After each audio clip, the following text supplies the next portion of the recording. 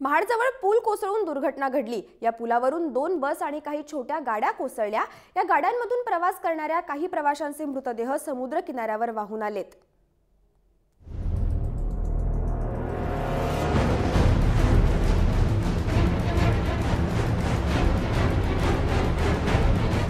तारीख 4 ऑगस्ट 2016, वेळ सकाळी 8 ची, ठिकाण आंजर्लेचा समुद्र किनारा।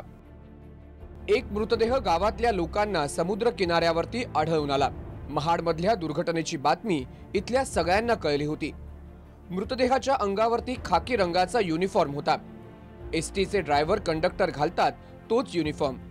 सोबत ड्रायव्हरचा बॅच नंबर 8234 आढळला। हा मृतदेह होता श्रीकांत कांबळे यांचा।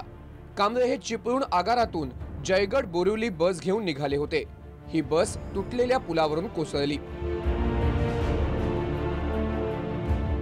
तारीख 4 ऑगस्ट 2016, वेळ सकाळी 8:30 ची, ठिकाण हरिहरेश्वरचा समुद्र किनारा।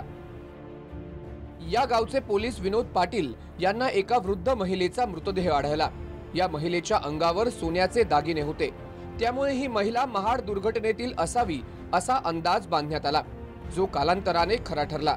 या महिलेची ओळख पटली।